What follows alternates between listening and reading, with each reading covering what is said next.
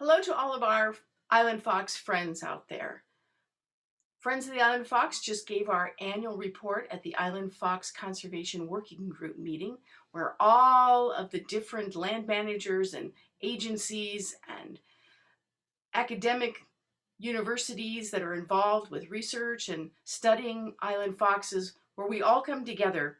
And so we wanted to share our report with you as well, so you can really understand where your support is going, what we've been doing this past year, because there's some pretty exciting things. So I'm going to share my screen with you. Friends of the Island Fox is a nonprofit organization. We were founded in 2005, and we've always focused on three major important things: public education regarding the island fox, supporting conservation efforts to help the island fox be safe in its environment and to survive into the future, and investing in research. And we're really excited about the advances we've made in the past 3 years regarding investing in research. Our education outreach was really difficult this past year with COVID-19. We did do some virtual programming, but we only reached about 10% of the people that we typically see in a year. So that was about 475 children and adults, and those were people from Los Angeles County, Ventura counties, but also from across the country. Our biggest education outreach was through our website. Over 94,000 people, including probably you, came to visit our website in the past year, islandfox.org. And over 5,000 of those people were specifically coming to find out information about the island fox. We try to do different articles on what's new with island fox status, what's concerning those populations right now, and other things that have to do with island foxes. You may have seen our series on foxes of North America and relating the island fox to all of those other fox species. We've also recently moved our Facebook page, so if you're a Facebook follower, make sure you've come to our new Facebook location.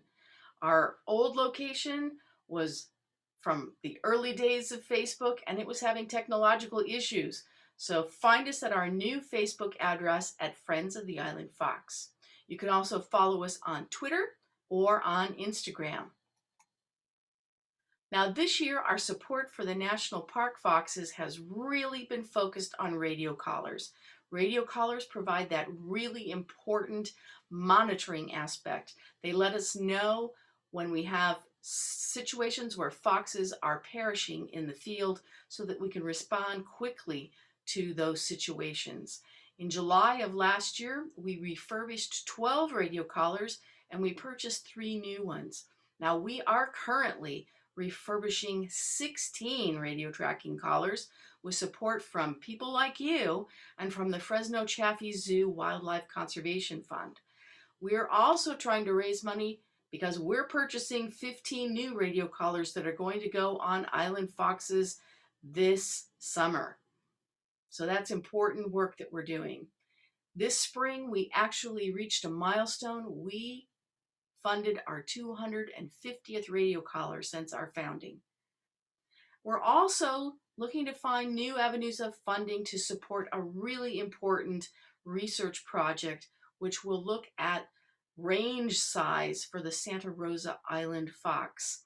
The last time this was done to determine how foxes were roaming in their individual territories on Santa Rosa, it was when the Santa Rosa fox was really just starting to recover and density was pretty low for individual foxes.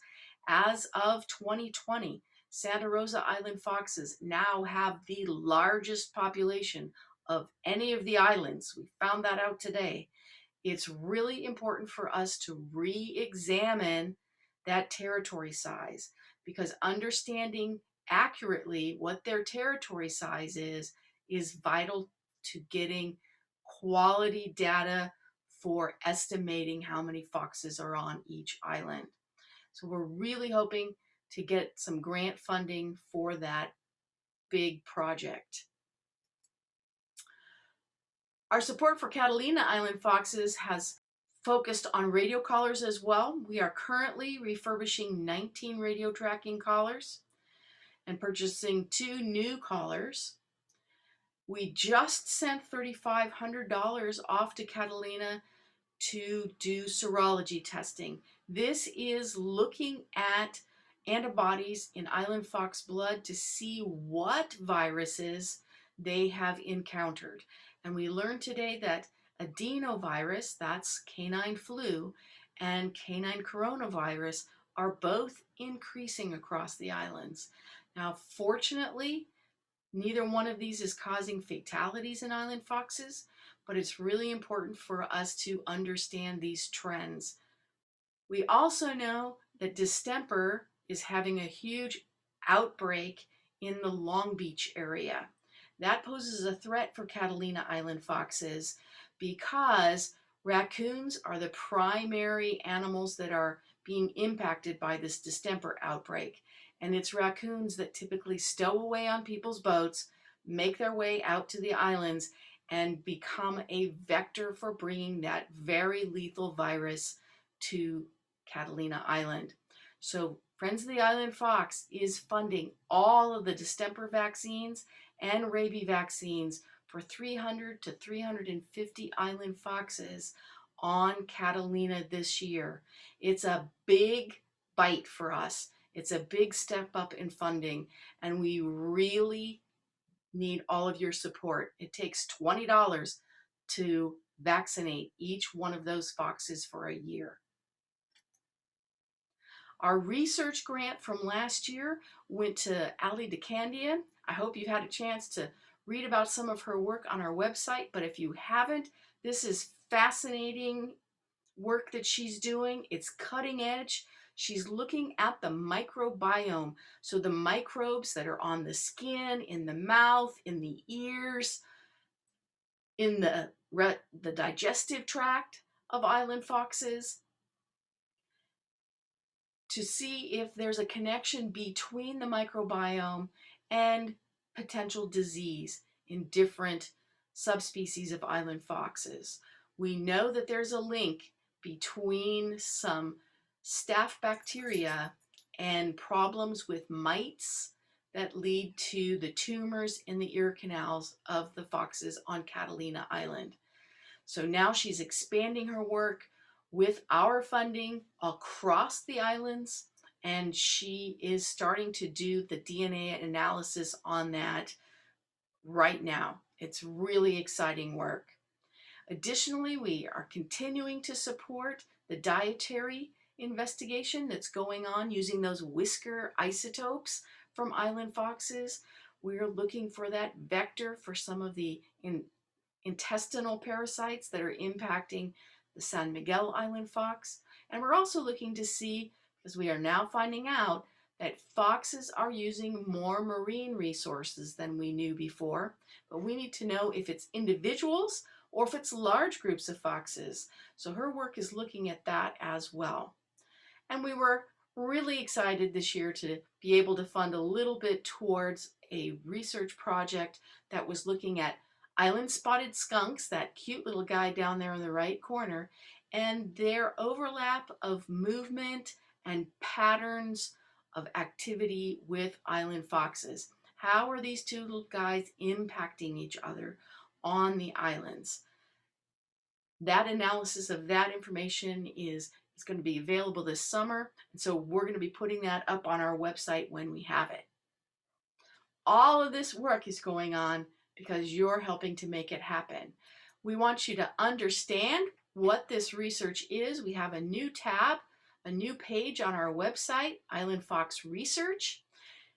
You can go there and connect into the stories about the different projects that we're helping to fund, but we strive to be the resource for all things island foxes. So you can also link to summaries of other research that's been done, and then also those published papers that have to do with island foxes.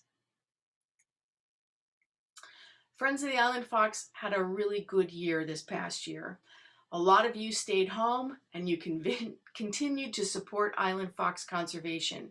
We want you to see that your donations are going out there into the field. Over $15,000 going out there to pay for those radio collars. Over $8,000 going out there to pay for investigating ticks and tick-borne disease, and that serology, that looking for viruses in the and antibodies in island fox blood, and $9,000 towards research.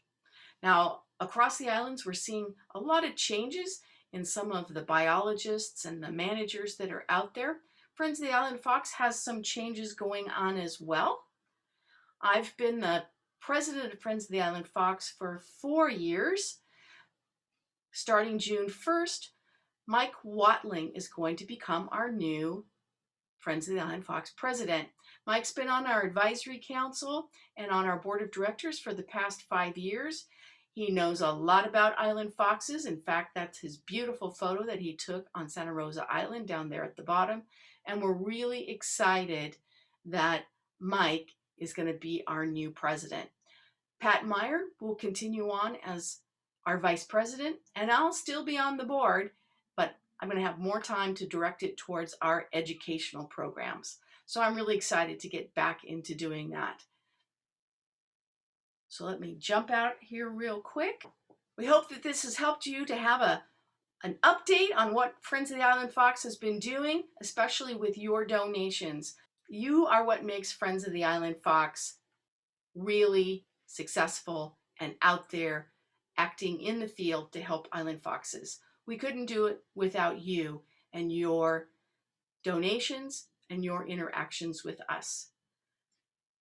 Stay tuned for the more exciting things that are going to be coming up in the future with Friends of the Island Fox.